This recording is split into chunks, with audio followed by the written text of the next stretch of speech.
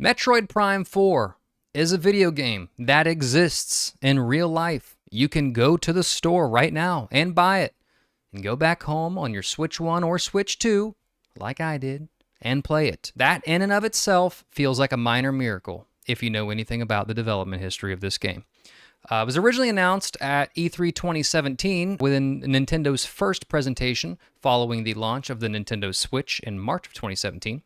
A nice big PNG came across the screen, got us all very, very excited about the game, and then we didn't hear anything else about it, and everyone just assumed it was going well because Nintendo said themselves that development was progressing well. We found out soon enough that that was not the case. In January of 2019, Nintendo announced that they were scrapping development and they were rebooting the development process with Retro Studios in Austin, Texas, original developer of the first 3 Prime games. It was never confirmed who was developing the original version, but through the grapevine, we Metroid fans found out that it was Bandai Namco Singapore. Funnily enough, Nintendo has since acquired that studio in November 2025, which is just a funny little... The work was good enough for Nintendo to buy the studio, but not to release the game. But nonetheless, we're not here to talk about the acquisition of Bandai Namco Singapore. We're here to talk about Metroid Prime 4. When the game was announced, there was a ton of hype for it. Anticipation might have been a little bit too high. Admittedly, it was probably my most anticipated game outside of a new Zelda game during the entire Switch generation. Well, eventually the game did in fact come out in December of last year, and unfortunately, it didn't quite live up to the expectations that we had for the series. Given that Metroid Prime back in 2002 was a groundbreaking game, one of the highest rated games of all time, and a fantastic game that holds up well even today. I think in hindsight, we can probably look back and say Prime 4 had unrealistic expectations from the fan base, but after such a long development process, what do you possibly expect when we had games coming out that were revolutionizing gaming like Breath of the Wild, Mario Odyssey, Donkey Kong Bonanza, the new age Nintendo that developed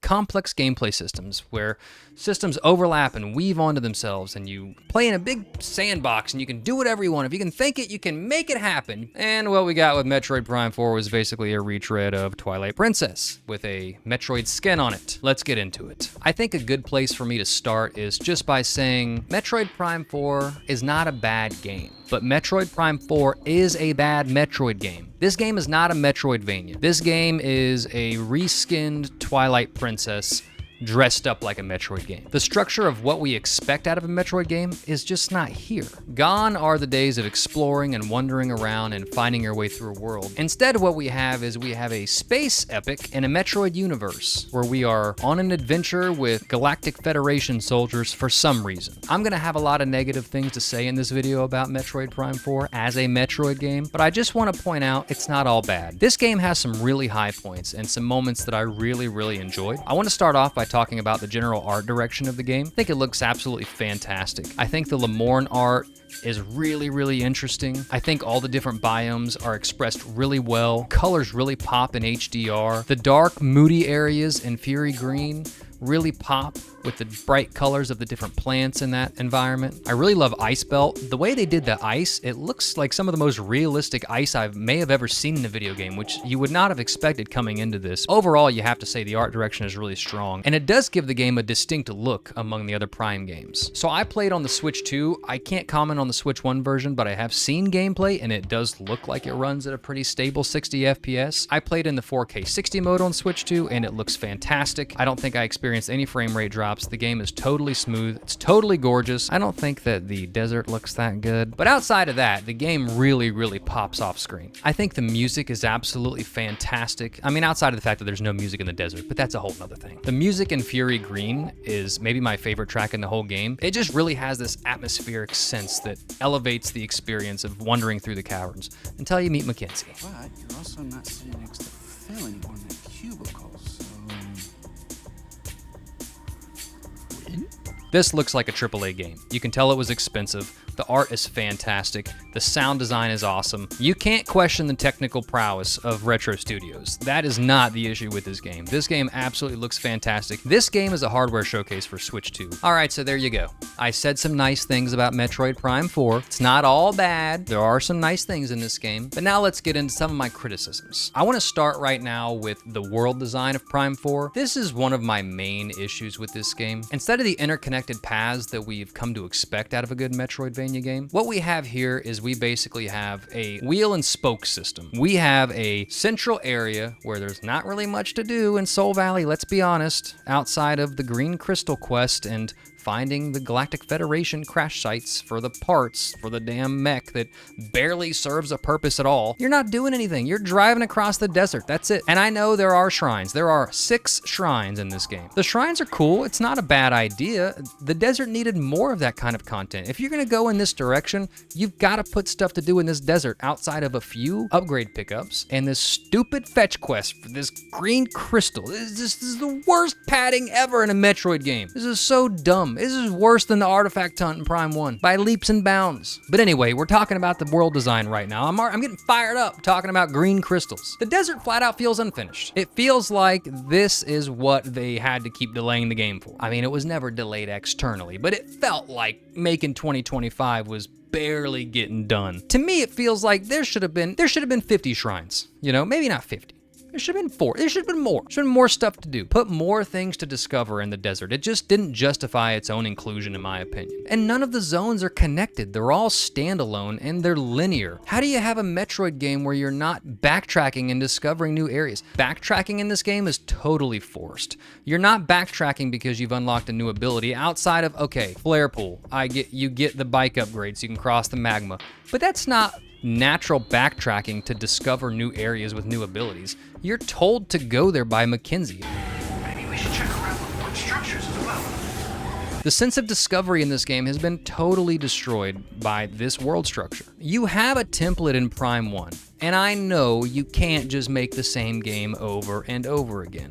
But if you look at Prime 1, you're on an alien world, you're relatively by yourself, you're discovering things, it's environmental storytelling, and I'm not saying Prime 4 doesn't have environmental storytelling. The game does not let you get lost. If you drive around the desert long enough not knowing where to go, Mackenzie just tells you, hey, why don't you go over here and check this out? Why don't you go over here and check this out? You're no longer getting lost and wandering into corridors wondering, is this the right way to go? Is that the right way to go? The hand-holding in this game is just outrageous. When I first played this game, to me it felt like the bike existed as a last-ditch attempt to piece this world together because it was otherwise not going to make any sense. But actually, this is not the case because there was an interview with Nintendo Dream, which is a Japanese magazine, with Kensuke Tanabe, Bill Vandervoort, and Kenji Yamamoto. Kensuke Tanabe basically comes out and says, no, I had the idea for the bike back in 2016 when I originally conceived this game. Which is fine, but like 10 years ago you had this idea and you couldn't think of a better way to implement it than just a big boring desert? Like I just don't understand. The overarching theme I have about this game is that it's just totally lacking content outside of the poor world design and the loss of sense of discovery, finding anything on your own. The game just doesn't have enough content. I kept a running timer of how much time I spent in the desert for my playthrough. So I did 2 playthroughs with this game. One right when it came out and one right before I made this video. My first playthrough was about 11 hours. I went at a moderate pace, died a few times here and there, scanned a decent amount of stuff and got a lot. I think I was at like 75% item pickup. Okay, no worries, that's cool. My second playthrough I did right before I made this video, 7 hours, 14 minutes. I didn't scan a lot of stuff. I didn't go out of my way for pickups. I just played through the game. That's fine. 7 hours, 14 minutes. I kept a running timer of how much time I was spending on the bike, going back and forth, in between the areas, going back, taking the chips to Mackenzie for the cannon upgrade, and the freaking green crystal collectathon at the end, which is just the worst. I spent 1 hour, 50 minutes on the bike. 1 hour, 50. That means that 25% of my entire game time was spent traversing the world on my bike and collecting green crystals. That is inexcusable for a Metroid game. That's not what I want to be doing in a Metroid game. I want to be exploring. I want to backtrack organically, looking for the path with my newfound abilities. That's not what this is. This is a Zelda game dressed up like a Metroid game. Like, Zelda has progressed to this more sandboxy type gameplay, and apparently Kensuke Tanabe thought, we can take that, we can fill that void with Metroid. Let's just make Twilight Princess 2, but instead it's Metroid Prime 4. Just totally, just totally ruined the exploration for me. Because of the way they designed the world, it's inefficient to backtrack. It would be like massive waste of time to be backtracking because the areas are so spread out from one another and they're so linear. So instead of allowing you to organically backtrack, the only solution that they have is telling you where to go. And the total sense of discovery and sense of wonder for me is totally gone with this game, which is unfortunate because that's one of my favorite things about playing a Metroidvania. Contrast this with Prime 1. It's totally different. Prime 1, you totally get lost on your own. You don't have NPCs in your ear yelling at you. And I know, again, you can't make the same game over and over again, but the sense of atmosphere and the sense of loneliness is totally pivotal to a Metroid game to me, and that was lost with this. But I don't think that this world structure change is a minor thing. I think that it is the kind of thing that initiates a negatively connotated butterfly effect. See, when you change the structure of the world, you unfortunately have to change what a Metroid game is. And to me, that is where they fell short with this title. It doesn't make sense to me that they would want to go to a more linear structure and tell a space epic and a Metroid skin. To me, it's totally missing the point of what a Metroid game is. However, we have some words from Bill Vandervoort, who is Retro Studios' design director. Here's a direct quote from Bill. To make sure the game would be enjoyed by everyone, we reused elements from past Prime titles in a way that could draw in new players while moving the Metroid Prime saga forward. The story and characters also had their importance and were driving factors for some design decisions. For example, most zones start with a linear path, allowing us to tell the story of the Federation troopers who appear there. We wanted to motivate the player through a familiar narrative structure. Why did you want to do that? I mean, I understand making a different type of game, but we're not playing a Metroid game anymore. I don't understand how it's more fun just being told where to go. To me, that's like the core differentiating factor that Metroid has in its corner to make it an interesting and unique franchise. And when you take that away, you've taken an identity away from this game. And unfortunately, it kind of just blends in as a bland first-person shooter. Because honestly, the combat doesn't feel that great. And we're gonna talk about that a little bit later. Another thing is they've totally nerfed the suit and visor upgrades. You get one suit upgrade for the majority of the game. Let's be honest, it really serves no purpose. It doesn't allow you to do anything outside of riding the bike, but you could have rode the bike without the suit. I get why aesthetically it works, and I think the suit does actually look really, really slick. But it doesn't serve a gameplay function. In Prime 1, you get the Various suit. Oh, now remember that area that was hot? I can go back there. You get the gravity suit. Oh wow, I can now jump underwater. That whole system is not in this game. None of that exists. You get one more suit upgrade right at the end of the game that does give you a little bit of a shield. Okay, awesome. That doesn't help you explore or unlock new areas of the map. One of the more interesting mechanics in the first 3 Prime games was the visor system. You know, you would get a new visor and, oh, it's thermal, now I can see hot things, that'll change this. Oh, it's X-ray, now I can see this. There is no visor system. You have the psychic visor, you can scan, and that's literally it. By the way, the scanning takes way too long.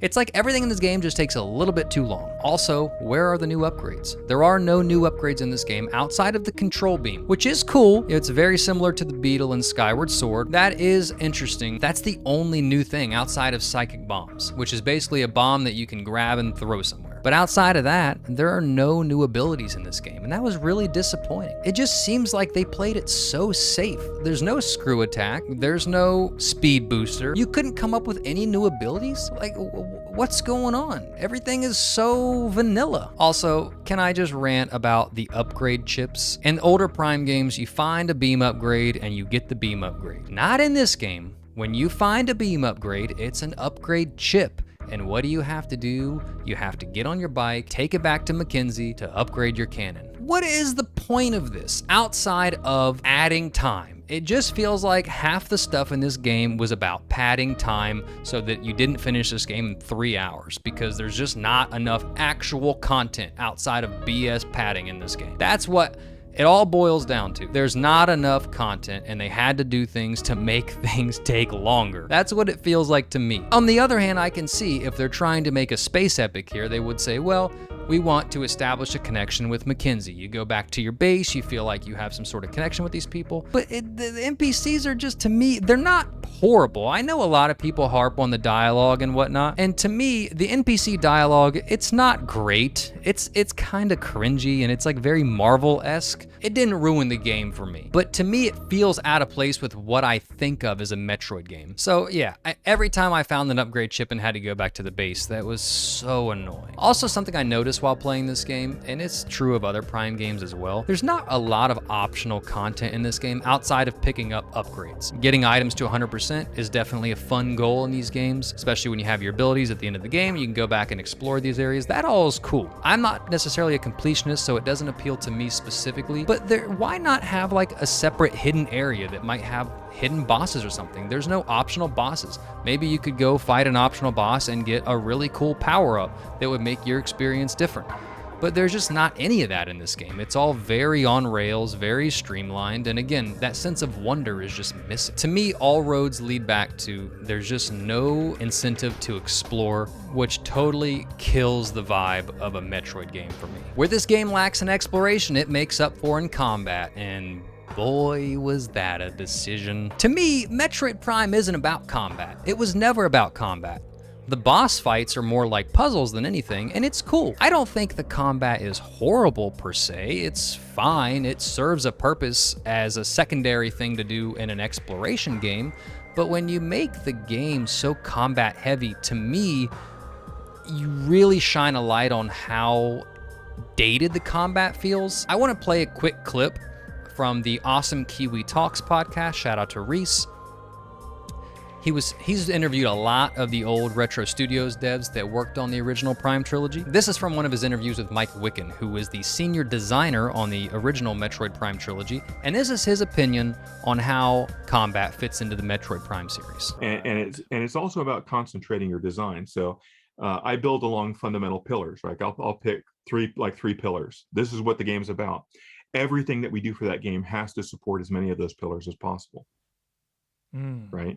One of the pillars for Metroid Prime series was exploration, right? None of the pillars was shooting, right? So shooting was just something you did while you explored. I couldn't agree more, Mike. The original trilogy wasn't designed with combat as a primary focus. It was there to serve your focus on exploration. And I get it. You can't make the same game over and over again as a studio. At some point you have to change, and that's fine. If you're gonna do that, you need to revamp this combat. First of all, you need a melee attack. This game throws so many enemies at you, just shooting them over and over again with your arm cannon doesn't feel good. The arm cannon is fine, but it doesn't have a real weightiness to it to support a combat-focused game, in my opinion. This game locks you in rooms and corridors and just hurls enemies at you over and over and over again. A lot of times, it's the same enemies. You're fighting either robots or grievers.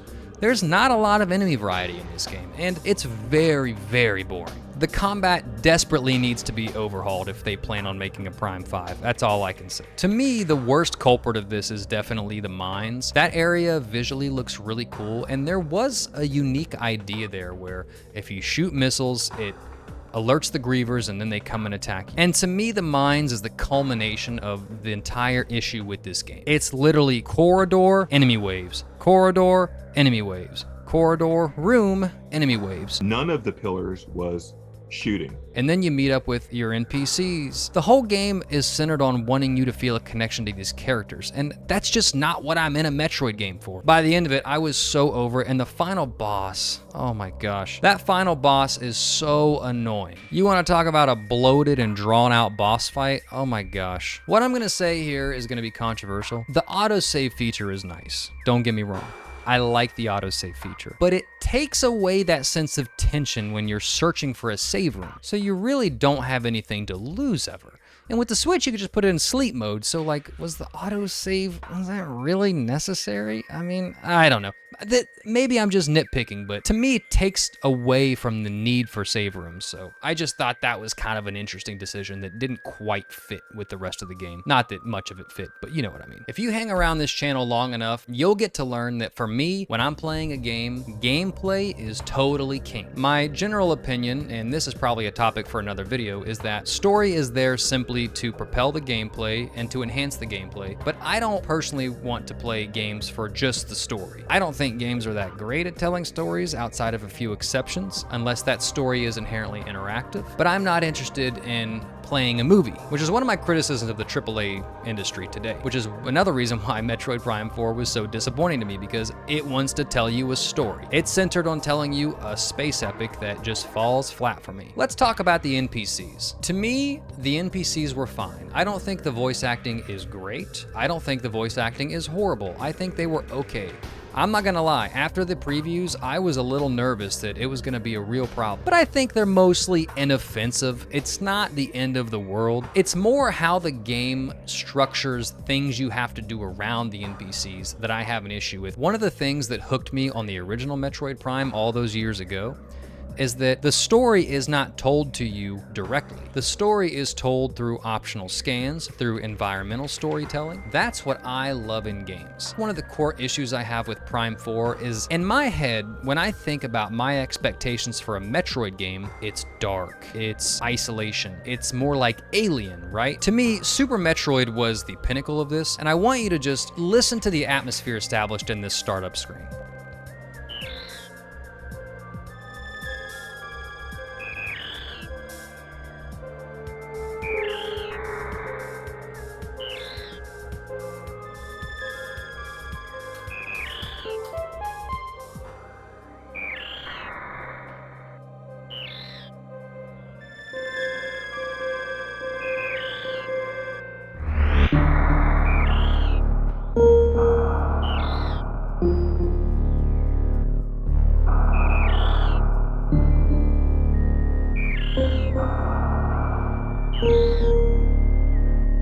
That sets a chilling tone, and it really lets you know that it's going to be almost a horror game. And to me, that's what Metroid kind of is. You're alone, you're in a dark, cruel world, and this game is just the total opposite of that. And that difference between my expectations for a Metroid game and what this game ended up being is one of the core issues I have. I recognize that's going to be personal to me. I feel like this game should have been more in line with something like Dark Souls. And by that, I don't mean in the combat per se. What I mean is the world building and the way that NPCs are handled. Dark Souls is kind of like Metroid Prime in a lot of ways if you think about it. You have an interconnected world, you have the bonfires, which are kind of like the save rooms. To me, there's clear inspiration in Dark Souls. That dark fantasy setting really captures that sense of loneliness. Metroid Prime 1 was a lot like that. That's the way I would prefer a story be told in a game like this. I don't have a problem with NPCs being included, but have them be interesting and mysterious. This forced storytelling that they decided to do in this game just totally fell flat. I was not a fan of it whatsoever. Another issue I have is Sylux. I actually think that Sylux had potential to be a really interesting character. I think the design is pretty cool, and when we saw that initial trailer back in 2024, the way that Sylux came in the room and the music started playing with the electric guitar, I thought to myself, wow, that's a really epic enemy. This is going to be a fascinating situation to see how this all comes to be. But if we're being honest,